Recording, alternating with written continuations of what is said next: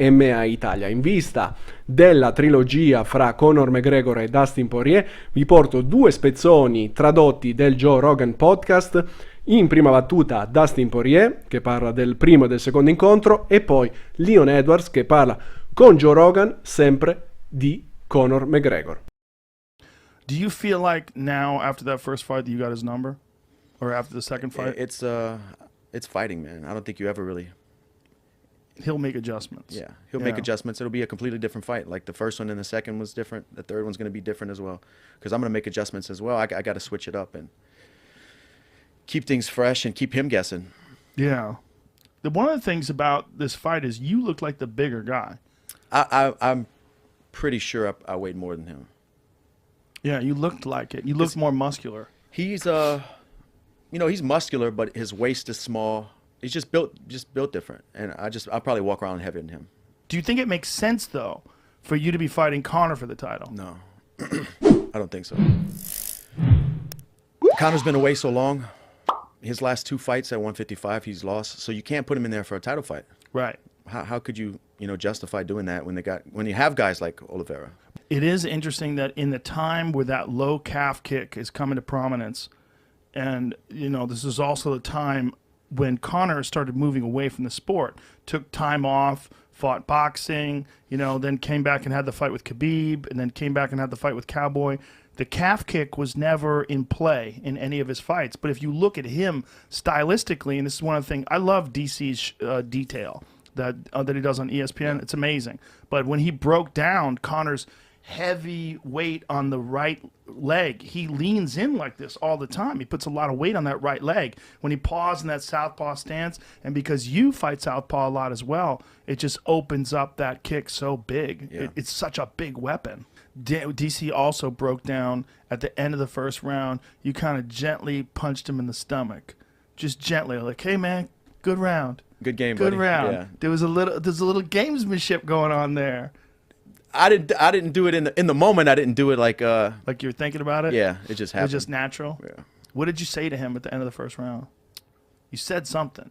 When we were hitting each other with the shoulders, I was having fun asking him. I think I told him, "How'd you like that clavicle?" Like just messing around. That's a funny thing. How'd you like that clavicle? How'd you like that clavicle? Has just anybody ever around. said that in life?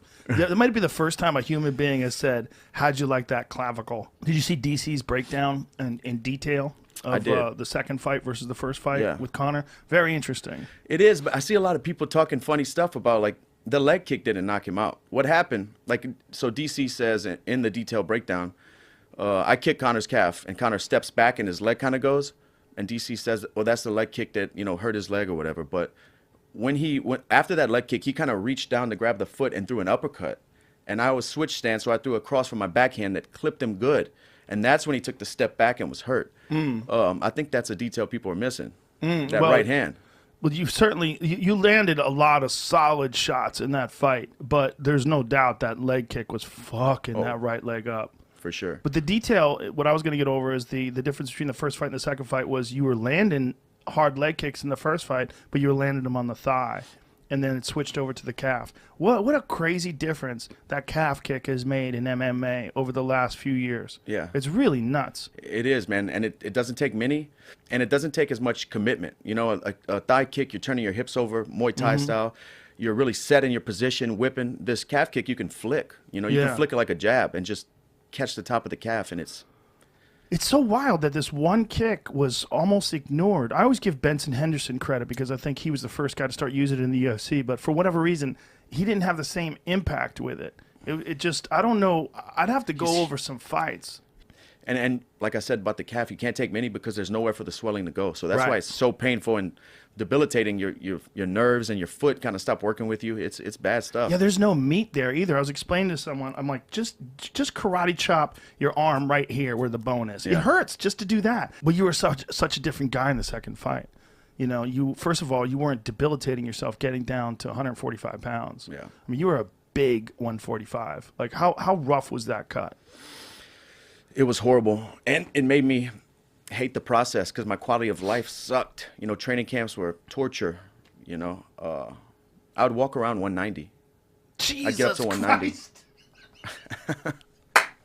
I'd get up to 190. That's so crazy. Yeah. Oh my God. You get up to 190 and Yeah. go down to 145. 45 fucking pounds. Dude, let me tell you this. When I fought Cub Swanson in London, England, I took it on short notice. And I had just won a fight before, and it was right around Christmas, so I was eating. And when they called me, they asked me my weight, and I told them, 170, but I was like 187 or something. And it was like really short notice. So me and my team fly out there. I'm 30 pounds over when we land. You know, fight week, they check. Oh, Jesus Christ. Oh my God. That's so crazy. They check your weight fight week when you show up to make sure.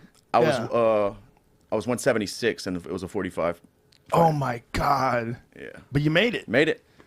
It's just so strange when you see like the Dustin Poirier fight, the first fight with Conor, and then the second fight with Conor, how different it was not kicking the thigh, but instead kicking the calf. Like, Shut him down, right? shut him down, yeah. She like 3 kicks he landed, I think. I don't know. I mean, you'd have to go back and Yeah. watch it.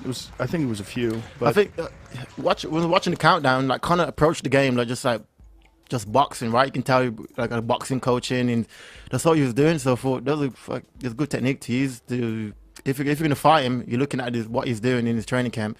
You're gonna kick him, right? He's a boxer, so fair play to Dustin. He's a good job. like he did an amazing job. But you know, Conor has that southpaw stance, heavy on the front leg, Heavy. puts a lot of weight down there. Heavy, especially when he throws his backhand, you know. And he timed it perfectly. He throws his backhand. He kind of like slipped to the inside and landed a kick. It's a good technique to use. Who do you think wins that one? Who knows? I mean, Conor was catching me some good shots, Yes. you know. Just the leg kick shut him down, but yeah. it's gonna be hard. You know, it's gonna be hard to figure out because Conor did hurt him. He did rock him. Dustin admitted it. He said in the first round, he said he rang his bell. Yeah. But ultimately, Dustin won. So you got to think he can win again. And I don't know. Conor never switches stances either. It's very rare. He doesn't box. Doesn't like his power hand is for sure his left hand. Yeah, and if it So he switches, likes to he's keep going to it back. spin. Yeah, If it- right. When it Yeah. switches, yeah. So it'd be an entertaining fight. If I put money on it, I'd probably go. I think Conor can do it again if he just fix up his stance a little bit. Earlier in his career, he was a bit more elusive, right? Now just like heavy on his legs. So I think Conor can do it if they fight again. I'm sure he'll make an adjustment. Yeah. It's just crazy seeing a guy pull up in a yacht, you know,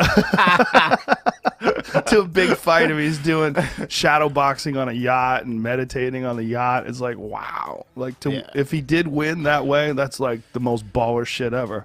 Yeah, no, I couldn't do that. In fact, we could have to be like zoned in, right? I couldn't be being on yachts, and I'd have to be like isolation, like, in my room, my coaches, chilling, talking.